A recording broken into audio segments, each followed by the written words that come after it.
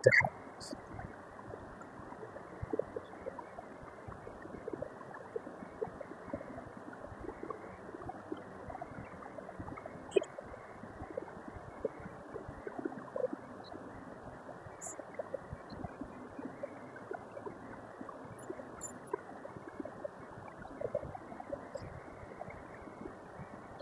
اعوذ باللہ السمیع العلیم من الشیطان اللعین الرجیم، بسم اللہ الرحمن الرحیم، الحمد للہ رب العالمین، بارئ الخلائق اجمعین، وهو أصدق القائلين، ثم الصلاة والسلام والتحية والإكرام على رسول رب العالمين، رحمة للعالمين، حبيب قلوبنا وطبيب نفوسنا، أبي القاسم محمد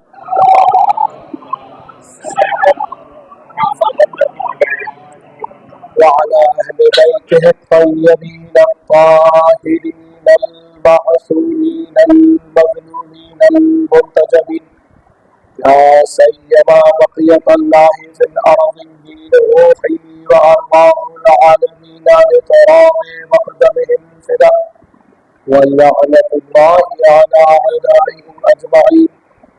أما بعد، فقد قال الله تعالى في كتابه المجيد وقرآنه الحميد: بسم اللہ الرحمن الرحیم، من عمل صالحا من ذکر أو أنثى وهو مؤمن فلنحيينه حیاة طیبہ.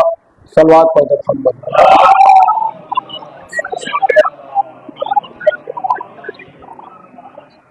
عزیزان محترم، سامعین مجلس، عزاداران مظلوم کربلا، ہم آپ کے سامنے ان ایام میں حیات طیبہ، عمل صالح اور حقیقت شکر کے حوالے سے کچھ عرائض پیش کر رہے ہیں کہ جیسے ہم نے ان ایام میں آپ کے سامنے بیان کیا کہ انسان کی منزل مقصود کہ جسے اسے اس دنیا میں بھیجا گیا ہے، جس مقصد کے لیے، وہ حیات طیبہ ہے. اور اگر انسان حیات طیبہ کے سلسلوں میں، اس کی وادی میں قدم نہیں رکھتا تو گویا وہ انسان کہلانے کا لائق ہی نہیں. اس کے علاوہ ہو سکتا ہے کہ وہ سائنس حاصل کر لے، ٹیکنالوجی حاصل کر لے، نالج حاصل کر لے، لیکن اس صورت میں وہ ایک مہذب جانور اور حیوان تو بن سکتا ہے، لیکن وہ انسان کے جو خلیفۃ اللہ کے مرتبے پر ہے، وہ انسان کہ جسے خداوند متعال نے اپنا خلیفہ بنا کر بھیجا اور اس منزل پر رکھا کہ حکم دیا کہ فقعوا لہ ساجدین، اس کے سامنے فرشتوں کو حکم دیا کہ اس کے سامنے سجدہ ریز ہو جاؤ. تو یہ کون سا انسان ہے؟ آیا وہ مادی پتلا ہے، وہ 2 ہاتھ اور 2 پیر اور 2 آنکھوں کا حامل ہے کہ جو مسجود ملائکہ قرار پایا؟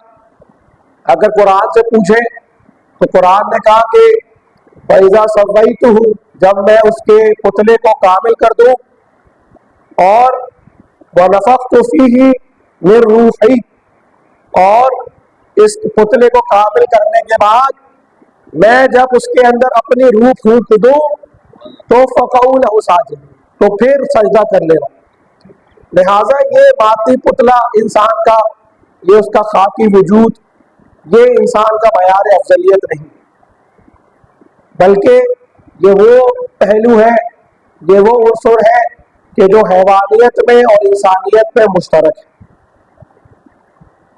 لیکن یہ اس پہلو کا مشترک ہونا انسان کو افضل نہیں قرار دیتا کہ بسا آپ کے سامنے عرض ہوا کتنے اور حیوانات ہیں جو مادی وجود کے لحاظ سے، جسمانی وجود کے لحاظ سے انسان سے افضل، ان کی دیکھنے کی صلاحیت، ان کے سننے کی صلاحیت، ان کی چھٹی حس انسان سے کہیں زیادہ آگے کی ہے۔ تو لہذا انسان کو جو چیز انسان بنا رہی ہے وہ اس کا گوہر الہی ہے، وہ گوہر نایاب ہے، وہ جوہر الہیہ ہے جو خداوند متعال نے اس کے اندر مخفی کر کے رکھا، جسے روح کا نام دیا گیا، اور جسے اردو ادب میں شاعر مشرق اقبال نے خودی کا نام دیا۔ خودی کو کر بلند اتنا کہ ہر تقدیر سے پہلے خدا بندے سے یہ خود پوچھے بتا تیری رضا کیا ہے۔ یہ کون سی منزل ہے؟ یہ نفس مطمئنہ کی منزل ہے کہ کہا گیا کہ یا ایتھا النفس المطمئنہ ارجعی الی ربک راضیۃ مرضیہ، اپنے رب کی طرف پلٹ ہا اے نفس مطمئنہ۔ کس حالت میں؟ کہ تیرا رب تجھ سے راضی ہے اور تو اپنے رب سے راضی ہے۔ اور یہ وہ مرحلہ ہے جو مرحلہ رضا ہے، جو مرحلہ رضا کا مرحلہ ہے کہ انسان خدا سے راضی ہو، خدا کی ہر تقدیر پر راضی ہو، چاہے اس کے لیے مشکل وقت ہو، چاہے اس کے لیے آسان وقت ہو، چاہے اس کے لیے خوشحالی کا وقت ہو۔ کل آپ کے سامنے اس ضمن میں جابر ابن عبداللہ الانصاری کے حوالے سے کچھ مطالب نقل ہوئے، تو بہرحال انسان کو اس حقیقت کا ادراک کرنے کے لیے خداوند متعال نے ہدایت کے سلسلوں سے ہمکنار کی کہ کہیں ایسا نہ ہو کہ وہ انسان کہ جو جسے ہم نے اس کی ماں کی پیٹ سے جاہل نکالا، قرآن نے گواہی دی کہ انسان ہم نے تمہیں اپنی ماں کے پیٹ سے اس طرح نکالا کہ تم جاہل تھے۔ اب یہ جاہل انسان جب اس دنیا میں قدم رکھ رہا ہے تو آیا کسی مربی کی ضرورت نہیں، آیا کسی معلم کی ضرورت نہیں، آیا کسی استاد کی ضرورت نہیں جو اسے اس مقصد کی طرف ہدایت کرے، اس حقیقت سے آشنا کرے جو خدا نے اس کے اندر مخفی رکھی ہوئی ہے، جو خدا نے اس کے اندر پوشیدہ رکھی ہوئی ہے۔ لہذا ہر انسان کا گمشدہ اس کی وہ حقیقت ہے جو خود اس کے اندر خداوند متعال نے چھپا کر رکھی ہوئی ہے۔ لہذا یہاں پر منبر سلولی کے مالک نے آواز دی من عرف نفسہ عرف ربہ، کہ جس انسان نے اپنے آپ کو پہچان لیا، اپنی حقیقت کو پہچان لیا، گویا اس نے اپنے خدا کو پہچان لیا۔ اور یہ وہ مرحلہ ہے کہ یہاں پر اسی ہستی نے آگے چل کر بیان کیا اے انسان ازعمت انک جرم صغیر، کیا تو یہ خیال کرتا ہے کہ تو صرف ایک گوشت کا لوتھڑا ہے؟ بلکہ کیا کہا آگے بل فیک انتوا عالم اکبر، نہیں ایسا نہیں، بلکہ تیرے اندر خداوند متعال نے پوری کائنات کو چھپا کے رکھا ہے۔ اب انسان کہ جو اس دنیا میں جاہل بھیجا جا رہا ہے ماں کے پیٹ سے، وہ کس طرح اس حیات طیبہ کو پائے، کس طرح اس حقیقت سے آشنا ہو؟ قرآن نے آواز دی وابتغوا الیہ الوسیلہ، اس مقصد کو حاصل کرنے کے لیے تم وسیلہ تلاش کرو۔ آیا بغیر وسیلے کے کوئی جاہل انسان کسی حقیقت تک پہنچا ہے؟ دنیا میں بھی انسان دنیاوی حقیقتوں سے آشنا کرانے کے لیے اپنی اولاد کے لیے، اپنے بچوں کے لیے، اپنی آئندہ کی نسلوں کے لیے استاد کا اہتمام کرتا ہے، مربی کا اہتمام کرتا ہے، درسگاہ کا اہتمام کرتا ہے، مکتب کا اہتمام کرتا ہے، آج کل کے جدید دور میں اسکول کا اہتمام کرتا ہے۔ اب یہ کس طرح ممکن ہے کہ جو انسان دنیاوی معلومات کے لیے تو معلم کا انتخاب کرے، مربی کا انتظام کرے یا استاد کا اہتمام کرے، لیکن مسئلہ جب روحانی معاملات کا آ جائے، جب حیات طیبہ کا آ جائے، جب عالم الغیب کا آ جائے، تو وہاں کہا جائے کہ نہیں، ہمیں کسی کی ضرورت نہیں، ہمارے لیے قرآن کافی ہے۔ یہ بات وہی بات ہے کہ میں آپ کے بچے کے سامنے ٹیکسٹ بک لا کر رکھ دوں دنیا بھر کی سلیبس کی اور کہہ دوں اسے اسکول جانے کی ضرورت نہیں، اسے استاد کی ضرورت نہیں، اسے معلم کی ضرورت نہیں، یہ کتابیں ہی اس کے لیے کافی ہے، تو اب نتیجہ کیا نکلے گا؟ بچہ کتابیں تو چاٹتا رہے گا 10 سال تک، 15 سال تک، لیکن اس کے بعد جب مراحل آئیں گے عملی طور سے اس چیزوں کو زندگی کے اندر پورے کار لانے کی، تو وہ بچہ صفر ہو جائے گا۔ لہذا اسی ضمن میں جو لوگ قرآن کے تو قائل ہیں لیکن قرآن کے ایک مربی کے ہر زمانے میں قائل نہیں، وہ قرآن تو چاٹ رہے ہیں، وہ قرآن کو تو سینے سے لگا رہے ہیں، لیکن در حقیقت وہ قرآن کی حقائق سے دور ہے، قرآن کے باطن سے، قرآن کی تعلیمات سے انہیں کچھ میسر نہیں ہو رہا، یہاں تک کہ وہ قاری ہیں کہ جب قرآن کے وقت قرآت کر رہے ہوتے ہیں تو قرآن ان پر لعنت کر رہا ہوتا ہے۔ تو اس حوالے سے اس حقیقت کو درک کرنے کے لیے، حیات طیبہ کو پانے کے لیے قرآن نے آواز لگائی وابتغوا الیہ الوسیلہ، کہ اس کے لیے وسیلہ تلاش کرو۔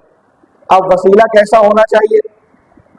وسیلہ کسی بھی چیز کو، کسی بھی مقصد کو حاصل کرنے کے لیے ذریعہ اور وسیلہ وہ ہونا چاہیے کہ جو دونوں طرف پر تسلط رکھتا ہو، جو دونوں طرف سے آگاہی رکھتا ہو، وہ نقطۂ آغاز سے بھی آگاہی رکھتا ہو اور منزل مقصود سے بھی آگاہی رکھتا ہو۔ اگر آپ نے کسی جگہ پہنچنے کے لیے کوئی وسیلہ استعمال کرنا ہے تو ضروری ہے کہ جو وسیلے کا چلانے والا ہے، ڈرائیور ہے، وہ راستے سے واقف ہو، ابتدا تا انتہا۔ اگر وہ واقف نہ ہو تو راستے میں آپ لوگ بھٹک جائیں گے، راستہ ترک کر دیں گے، کہیں اور پہنچ جائیں گے یا گمراہی کا شکار ہو جائیں گے۔ لہذا وسیلہ وہ ہونا چاہیے کہ جو اس عالم میں بھی تسلط رکھتا ہو اور اس عالم سے بھی واقف ہو، اس عالم میں بھی نافذ ہو اور اس عالم میں بھی نافذ ہو۔ جو وسیلہ اس عالم میں بھی محتاج ہو، اس عالم میں بھی محتاج ہو، وہ کس طرح وسیلہ بن سکتا ہے؟ وہ تو خود اپنے بیڑا پار کرنے بڑی بات ہے کہ مجھے میرا اور آپ کا بیڑا پار کروائے۔ لہذا قرآن نے آواز دی وَمَا أَرْسَلْنَاكَ، اے رسول ہم نے آپ کو نہیں بنا کر بھیجا مگر رحمتاً للعالمین، تمام عالم کے لیے رحمت بنا کر بھیجا آپ کو۔ تو گویا قرآن یہ ببانگ دہل اعلان کر رہا ہے کہ جو وسیلہ، کہ جس کو قرآن نے کہا وابتغوا الیہ الوسیلہ، ہمارے لیے وسیلہ تلاش کرو، جس وسیلے کو تم تلاش کر رہے ہو وہ ہستی وہ ہے کہ جو تمام عالمین کے لیے رحمت بنا کر بھیجی گئی ہے۔ ایک صلوات پڑھ دے محمد والا۔ لہذا تم اگر عمل صالح انجام دے رہے ہو، عمل خیر انجام دے رہے ہو، تو یہ ہستی ہے جو تمہارے عمل خیر کو بحفاظت اس عالم تک پہنچا سکتی ہے۔ کیوں؟ کیونکہ یہ وہ ہستی ہے جو تمام عوالم کے لیے رحمت ہے۔ انسان اگر اپنا عمل صالح خود اس دنیا تک لے جا سکے تو بڑی بات ہو جائے گی۔ کیوں؟ کیونکہ یہ وہ انسان ہے جو اپنے قبر کے مراحل تو خود طے نہیں کر سکتا، جو اپنے دنیا کے مراحل تو خود طے نہیں کر سکتا، وہ کس طرح اس قابل ہوگا کہ اپنے اعمال صالح کو، اپنے اعمال خیر کو اس عالم میں بحفاظت پہنچا سکے؟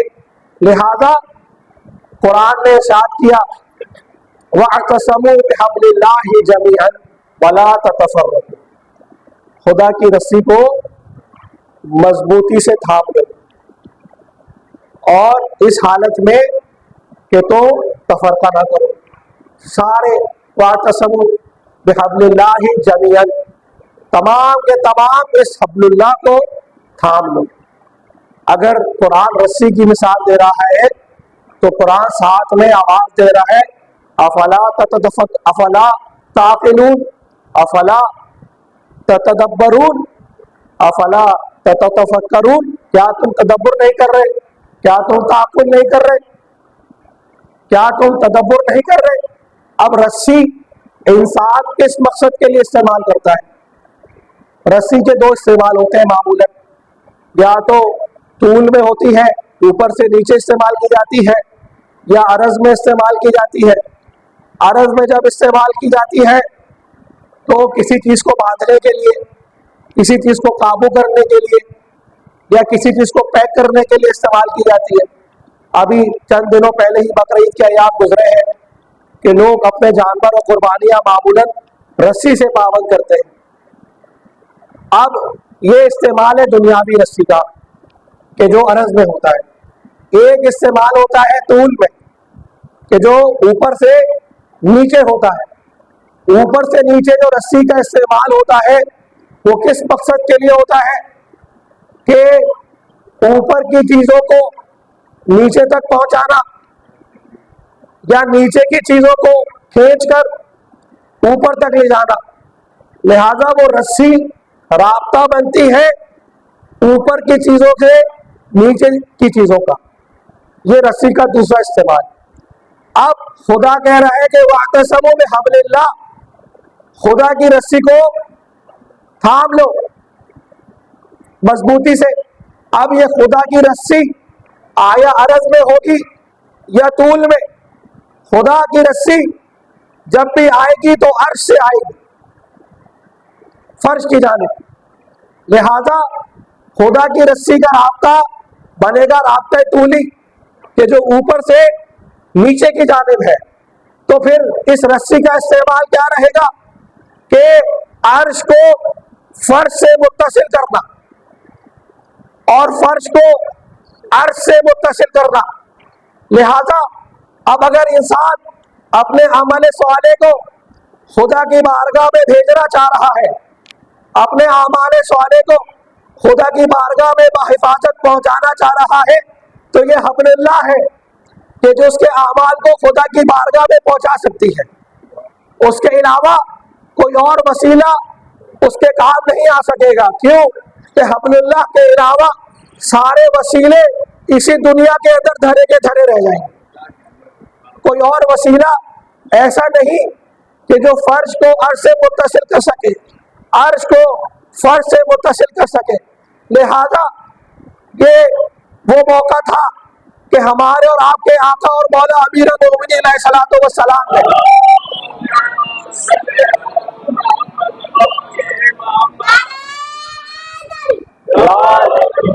جب اس آیت کے ذیل میں گفتگو فرمائی تو کہا نحن حبل اللہ المتین، ہم وہ خدا کی مضبوط رسی ہے کہ جس کو اگر تم تھام لو تو تم فرش پر رہتے ہوئے عرش سے متصل ہو جاؤ گے۔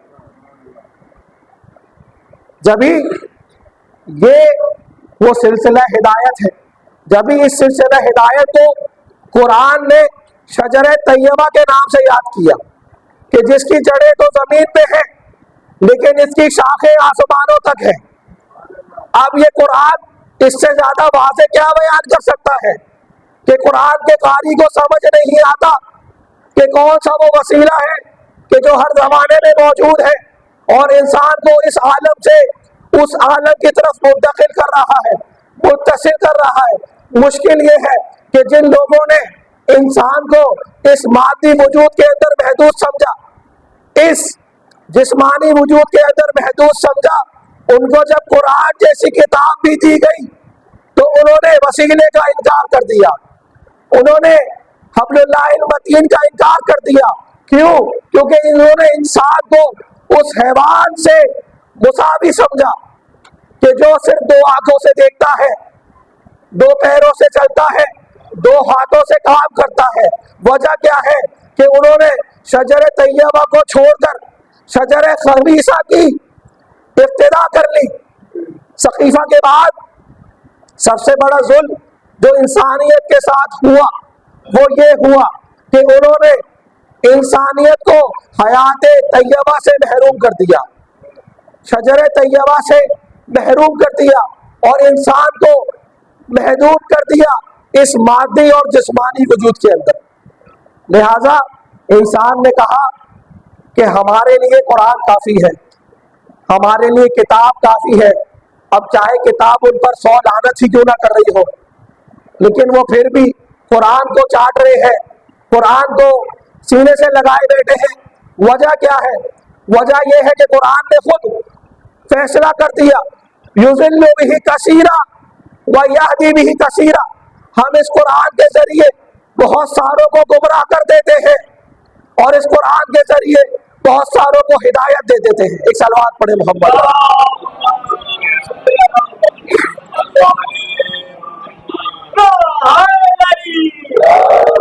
محمد آل محمد بلند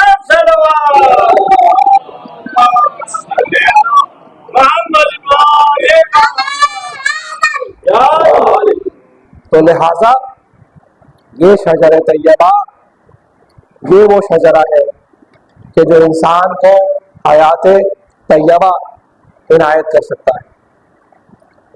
آپ کے سامنے عرض ہوا کہ ہمارے مکتب میں تفسیر قرآن کی 2 روشیں ہیں، ایک تفسیر روایات اور احادیث کے ذریعے، اور ایک تفسیر خود قرآن کی قرآن کے ذریعے۔ قرآن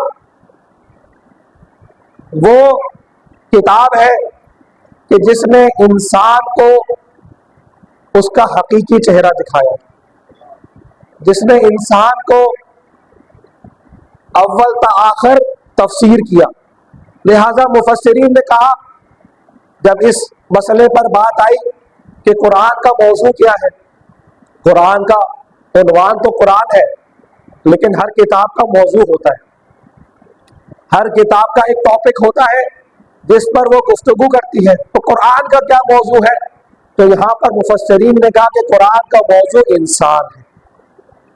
قرآن در حقیقت اس انسان کامل کو ہمارے سامنے پیش کر رہی ہے کہ جو انسان کی منزل مقصود ہے، اور صرف یہ قرآن نہیں بلکہ خداوند متعال نے قرآن کو کتابی شکل میں بھی بھیجا، اور کہ کہیں انسان یہ نہ کہہ سکے کہ قرآن تو قابل عمل نہیں، آسمانی کتاب ہے، ہم اس پر عمل نہیں کر سکتے، تو لہٰذا قرآن کے ساتھ خداوند متعال نے ایسے انسان بھی بھیجے کہ جو کتابی شکل کے ساتھ ساتھ انسانی شکل میں مجسم قرآن تھے،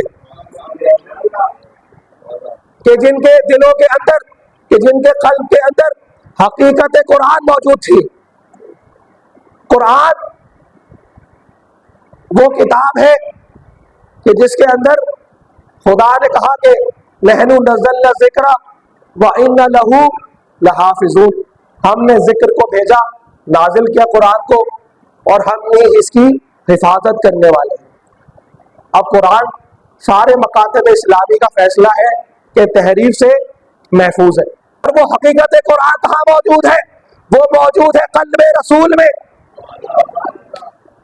اور وہ حقیقت موجود ہے ہر زمانے کے جانشین رسول میں کہ تم جو کچھ بھی کر لو، قرآن کی ظاہری طور سے جتنی بھی تحریفیں کر لو، لیکن حقیقت قرآن موجود ہے قلب رسول میں اور قلب امام میں، کہ جو ہر زمانے کا امام اپنے سینے میں لیا ہوا ہے۔ اللہ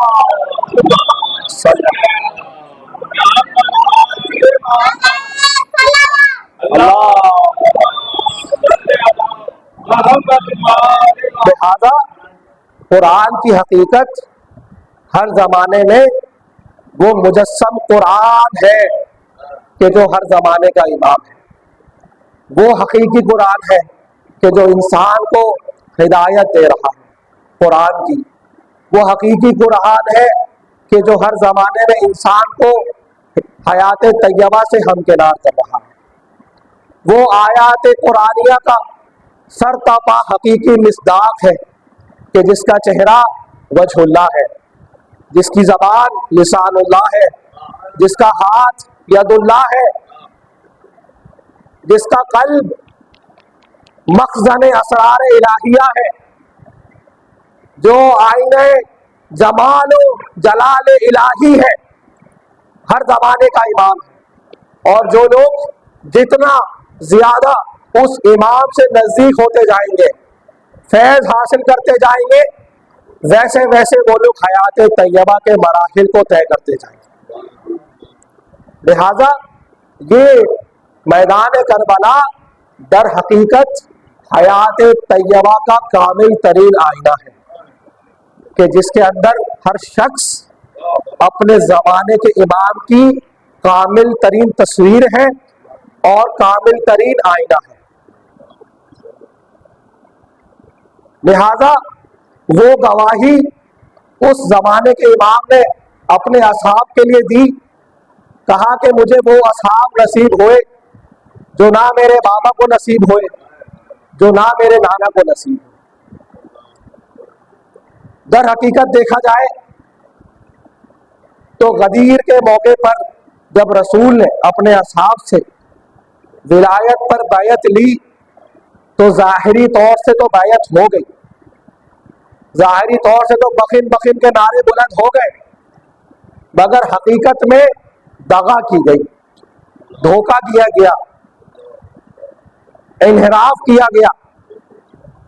लेकिन एक गदीर बर्पा हुई थी मैदान करबला में, एक गदीर बर्पा हुई थी शब आशूरा कि वहां बैयत नहीं ली गई बल्कि बैयत को उठा लिया गया, मगर वहां पर बैयत से वफा की गई। एक मौका गदीर का था, बैयत की गई लेकिन बैयत से दगा की गई। लेकिन वो मौका था शब आशूरा का कि जब जमाने के इमाम ने बैयत उठा ली, लेकिन हयात तैयबा के मराहिल ये थे कि वहां पर किसी ने दगा नहीं की, बल्कि सबको मालूम था कि ये इमाम की बैयत है कि जो ना इस दुनिया में तर्क की जा सकती है ना उस दुनिया में तर्क की जा सकती है, कि अगर इमाम की बैयत से हाथ उठा लिया तो शजर तैयबा से हाथ उठाना पड़ेगा और शजर खबीसा के विलायत के अंदर जाना पड़ जाएगा। लिहाजा वहां पर बैयत की गई और वफा की गई। और अजीब वो मौका था कि जब कौम अशकिया ने देखा कि एक ऐसी हस्ती करबला में आ गई हुसैन के साथ जो गदीर का अमली नमूना थी। वो कौन सी हस्ती थी कि जो अपने हुसैन के बाद अपने बाबा की सबसे ज्यादा शकी थी। अगर कोई हस्ती हैदर करबला कहने की लायक है तो वो हस्ती है अब्बास इब्न अली की। अजीब हस्ती है, क्या कहा जाए उसके बारे में और क्या कहा जाए उसकी माँ के बारे में। कौन सी माँ, अजीब मरातिब है इस बात की। क्या नाम है? उम्मुल बनीन, बच्चों की माँ, बेटों की माँ। वाकईन अगर कोई हस्ती इस कायनात के अंदर उम्मुल बनीन कहलाने की लायक थी तो वो अब्बास की माँ थी। कौन उम्मुल बनीन? कि जब कासिद आया ना खबर लेकर करबला के मैदान की, तो कहा कि हुसैन के कारवान लुट गया, हुसैन के असहाब शहीद हो गए। तो उम्मुल बनीन ने उस कासिद से पूछा कि ए कासिद, ये बता, सारी खबरें छोड़, कारवान लुट गया छोड़, सामान लुट गया छोड़, असहाब कुर्बान हो गए छोड़, ये बता मेरे हुसैन का क्या हुआ। कासिद ने कहा कि उम्मुल बनीन, मैं तुझे तेरे बेटों की खबर देता हूँ, तुझे अब्बास और उनके भाई की खबर देता हूँ। कहा 100 अब्बास और उसके भाई कुर्बान हो जाए हुसैन पर, तो मुझे हुसैन की खबर दे। ये उम्मुल बनीन थी। और जब वो मरहला आया कि शब अरफा का मौका है, हज का जमाना है, ایک بہت جلیل قدر عالم امام زمانہ علیہ الصلوۃ والسلام سے توسل کرتے ہیں اور آپ سے تقاضا کرتے ہیں کہ مولا کل میدان عرفات کا سما ہوگا، دعائے عرفہ پڑھی جائے گی، ہمیں کہا گیا ہے کہ آپ ہر زمانے میں ہر سال حج کے دوران میدان عرفات میں ضرور حاضر ہوتے ہیں، تو مولا کوئی شرف دیدار اگر بخش دے اس غلام کو تو آپ کی بارگاہ میں کوئی کمی نہیں آ جائے گی۔ تو خواب میں اس عالم کو، اس جلیل القدر عالم کو امام زمانہ کی زیارت ہوئی، کہا کہ اے شیخ اگر تو کل ہماری زیارت کرنا چاہتا ہے تو کل میدان عرفات میں جب دعائے عرفہ پڑھی جا رہی ہو تو سارے خیموں میں دیکھنا کہ جس خیمے کے اندر ہمارے چچا عباس کے مسائل پڑھے جا رہے ہوں گے تو اس خیمے میں تو ہماری زیارت کر سکے گا۔ میں کہوں گا میرے مولا اور آقا آج ہمارے اس خیمے میں آپ کے چچا عباس کے مسائل پڑھے جا رہے ہیں، کیا ہمیں بھی شرف دیدار آپ بخش سکتے ہیں؟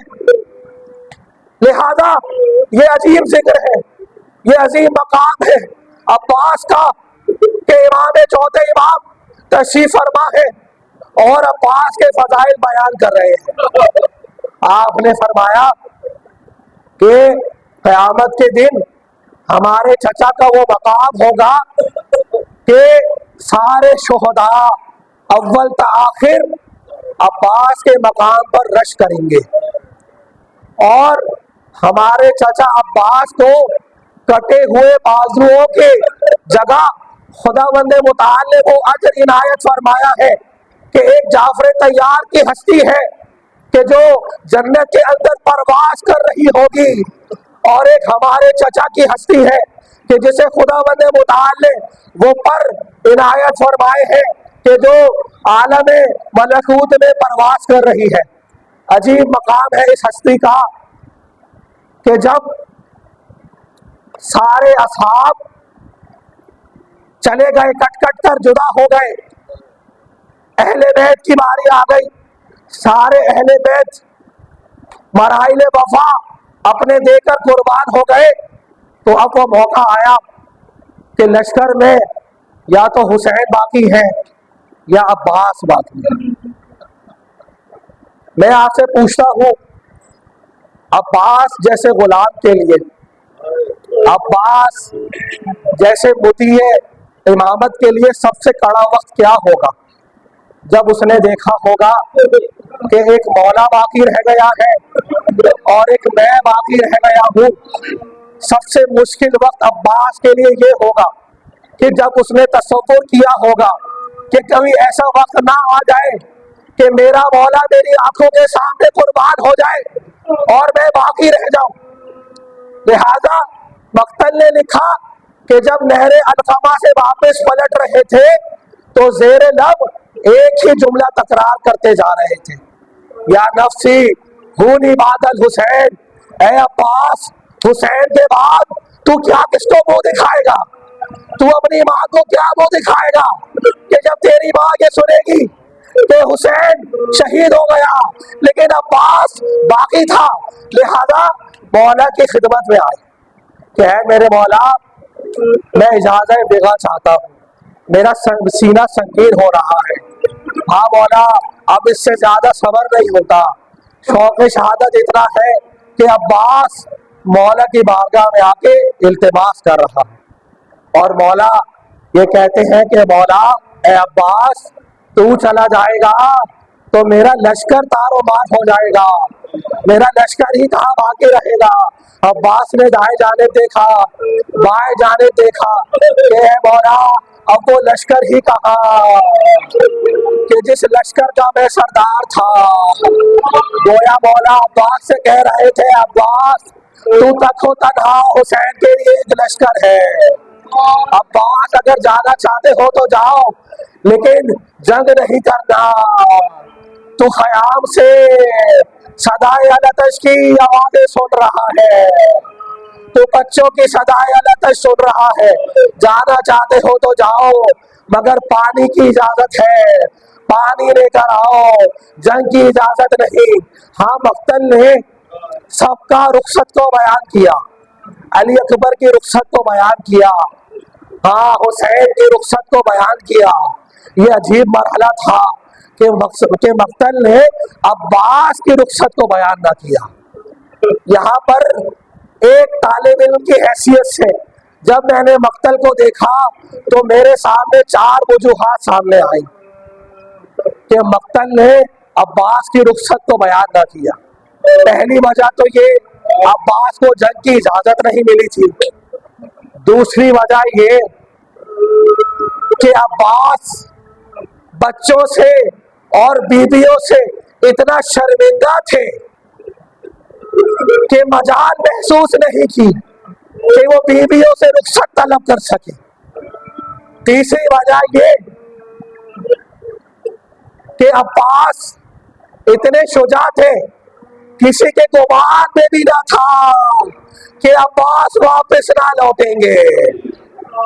اور چوتھی وجہ یہ کہ جب حسین نے علی اکبر کو رخصت کے لیے بھیجا تھا خیام میں، تو حسین نے یہ مشاہدہ کیا تھا کہ ہر بیوی اب علی اکبر کے قربان جا رہی تھی، اور اگر حسین علی اکبر کو بیویوں سے جدا نہ کرتے تو بیویاں وہیں پر اپنی جان سپرد کر دیتی۔ لہذا حسین نے عباس کو رخصت کے لیے خیام میں نہ بھیجا کہ جب عباس رخصت طلب کرے گا تو بیویوں کیا عالم ہوگا۔ لہذا عباس سے کہا، عباس اس خیمے کے اندر مشکیں پڑی ہوئی ہے، مشکیزہ لے جاؤ اور پانی لے کر آؤ۔ اب 30,000 کا لشکر ہے اور عباس ہے۔ عباس کا جاہو جلال یہ تھا کہ لشکر نے جب یہ دیکھا تو لشکر کو میدان صفین یاد آ گیا، لشکر کو علی یاد آ گیا، لشکر کے اندر کھلبلی مچ گئی، تھرتھری مچ گئی کہ حیدر کربلا آ گیا ہے۔ اگر اپنی امان چاہتے ہو تو یہاں سے بھاگ جاؤ۔ 30,000 کا لشکر، 30,000 کا لشکر علقمہ پر نافذ کیا گیا تھا، لیکن حیدر کربلا کا جاہو جلال یہ تھا کہ جیسے ہی یہ حیدر علقمے کو پہنچا یہ لشکر بھاگ گیا۔ اب یہ وہ مرحلہ تھا کہ عباس لہر علقمہ میں داخل ہوتے ہیں۔ میں آپ سے پوچھوں گا کہ لشکر میں سب سے زیادہ تشنہ دہن کون ہوتا ہے؟ آیا لشکر کے سپاہی ہوتے ہیں یا لشکر کا سردار ہوتا ہے؟ سب سے زیادہ تشنہ دہن لشکر کا سردار ہوتا ہے، جو اول تا آخر لشکر کے سارے معاملے کو دیکھ رہا ہوتا ہے۔ کبھی میمنہ کی طرف جا رہا ہوتا ہے، کبھی میسرہ کی طرف جا رہا ہوتا ہے، کبھی خیام کی جانب جا رہا ہوتا ہے، سارے معاملات کو دیکھ رہا ہوتا ہے۔ لہذا سب سے زیادہ تشنہ دہن اگر کوئی ہوتا ہے تو لشکر کا سردار ہوتا ہے۔ عباس لشکر کا سردار تھا۔ لہر علقمہ میں آیا، دیکھا اسب باوفا منہ کو پانی نہیں لگا رہا، گویا اسب باوفا کہہ رہا ہے کہ مولا آپ سب سے زیادہ تشنہ دہن ہے، جب تک آپ اپنے منہ کو پانی نہیں لگائیں گے میں پانی کو منہ نہیں لگاؤں گا۔ عباس نے جب یہ دیکھا تو اپنے اسب باوفا کے لیے چلو بھرا پانی کا، اور گویا اس چلو کو اپنے دہن کے نزدیک لائے کہ کہیں ایسا نہ ہو کہ میرا اسب باوفا شرم کھا رہا ہو۔ عباس نے دیکھا عجیب مرحلہ ہے کہ جیسے ہی چلو کو آنکھوں کے نزدیک لائے تو اس پانی کے اندر علی اصغر کو دیکھا، پیاسی سکینہ کو دیکھا، اور کہا کہ عباس، اے عباس تیرے مولا کے بچے پیاسے ہیں اور تو پانی کو اپنے دہن کے نزدیک لا رہا ہے۔ مقتل نے لکھا، پانی کو پانی پر پھینک دیا اور مشکیزہ بھرا اور الفما سے باہر تشریف لائے. اب وہ مرحلہ تھا کہ لشکر پریشان تھا کہ عباس کا مقابلہ کس طرح کیا جائے. اگر یہ پانی خیام تک پہنچ گیا تو لشکر میں سے کوئی نہ بچے گا. شمر لہی نے نعرہ لگایا اے لشکر کچھ بھی ہو ہاں پانی خیام تک پہنچنے نہ پائے. عباس کو حکم تھا کہ پانی لے کر آنا ہے, جنگ نہیں کرنی. تو عباس نے مقتل نے لکھا ایک ایسا راستہ لیا, پیچھے کا راستہ لیا تاکہ کسی فوج اشقیاء سے مقابلہ نہ ہو, سیدھا پانی خیام کی جانب پہنچ جائے. دوسری جانب لشکر اشقیاء کا مجال نہیں تھی کہ حیدر کربلا کا مقابلہ کر سکے. ہاں اب وہ مرحلہ تھا کہ لشکر اشقیاء اپنے آپ کو جھاڑیوں میں اور درختوں میں چھپا رہی تھی. عباس نے یہ دیکھا کہ عباس خیام کی جانب جا رہے ہیں. تیروں کی بارش ہے, نیزوں کی بارش ہے. عباس تیروں کو سینے پر لے رہے ہیں, نیزوں کو سینے پر لے رہے ہیں, لیکن مجال ہے کہ یہ ام البنین کا بیٹا راستے کے اندر ڈگمگا رہا ہو, حیدر کی طرح جا رہا ہے. یہاں پر عباس نے کیا دیکھا, درخت کے پیچھے سے ایک شقی آیا, دائیں بازو پر وار کیا, دائیں بازو قلم ہو کر گر گیا اور عباس نے وہ شعر پڑھا واللہ ان قطعتم یمینی انی وہابی ابدا عن دینی عن امام صادق یقینی. ہاں اور عباس نے یہ مشکیزہ دائیں بازو سے بائیں جانب تھاما, بائیں بازو میں تھا. تھوڑا آگے بڑھتے ہیں, ایک اور شقی درخت کے پیچھے سے نمودار ہوتا ہے. عباس کا بایاں بازو قلم ہو گیا. اب عباس ہے, بازو کٹے ہوئے ہیں, تلوار نہیں لے سکتے کہ شقیوں کا مقابلہ کرے. عباس نے مشق کو دانتوں میں لیا اور اپنے آپ کو گھوڑے کی زین پر گرا دیا کہ کچھ بھی ہو جائے یہ مشکیزہ خیام تک پہنچ جائے, میرے مولا کی حکم کی تعمیل ہو جائے. عباس بچوں کے سامنے شرمندہ ہونے سے بچ جائے. ہاں عباس نے اپنے آپ کو اسب کی زین پر گرا دیا.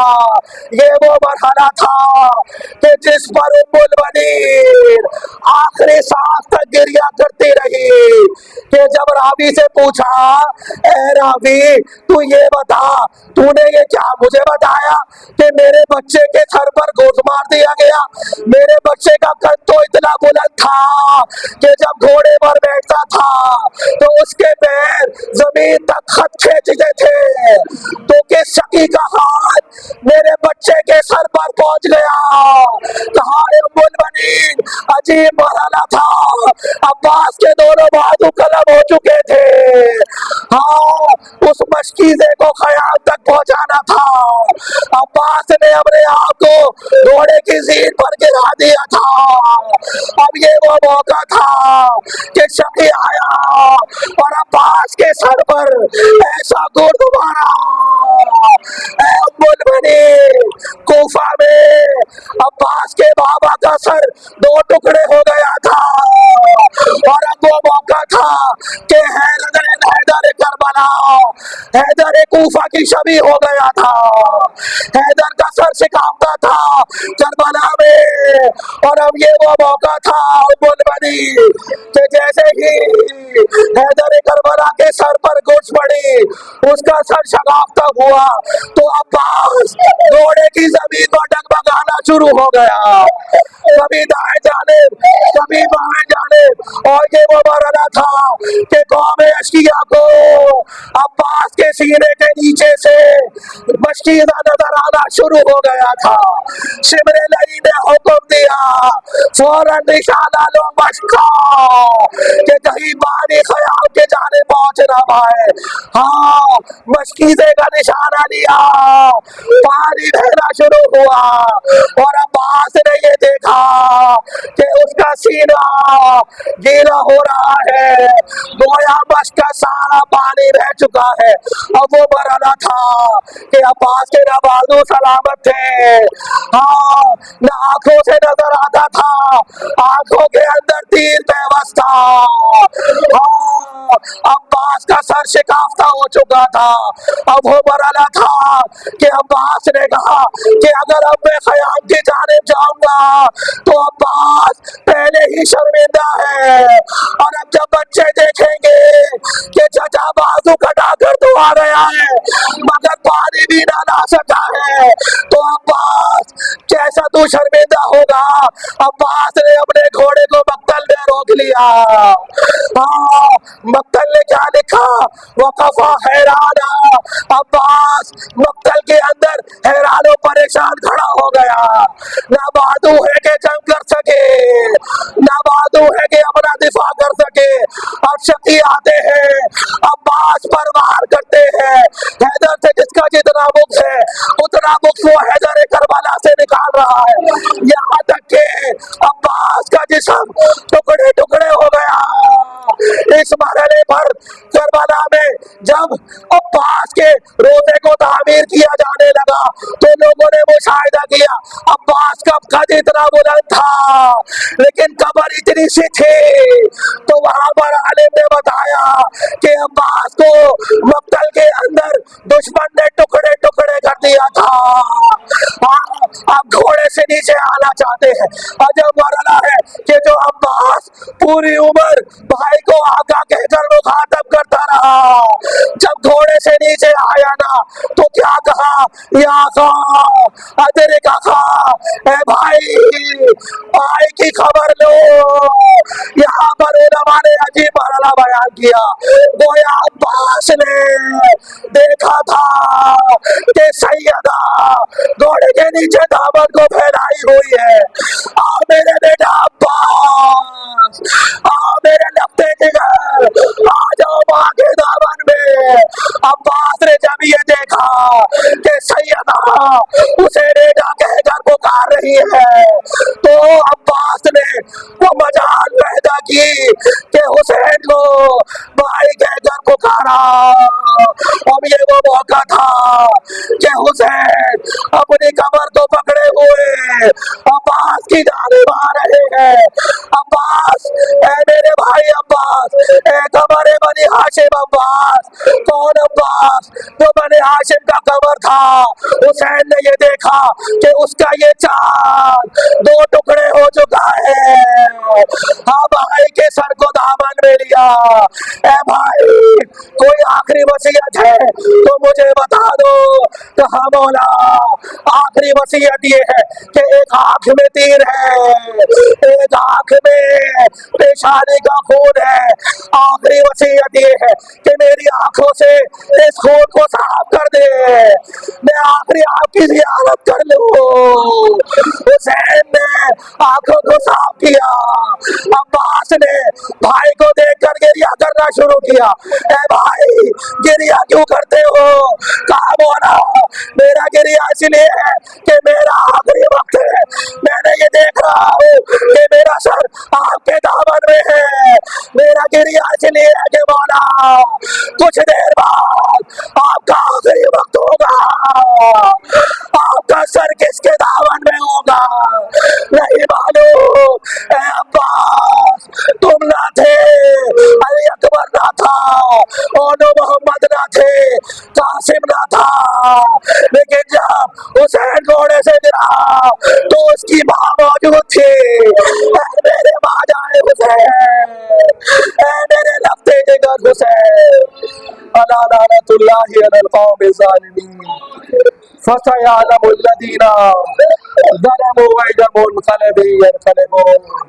بار الہ ہماری اس خلیل سے عبادت کو قبول فرما، بار الہ ان آنسوؤں کو امام زمانہ کی اپنے چچا کے غم میں، زخمی آنکھوں میں اور زخمی دل کا مرہم قرار دے۔ بار الہ ان آنسوؤں کو، ان غصے کو بار الہ امام زمانہ کی بارگاہ میں شرف قبولیت عنایت فرما۔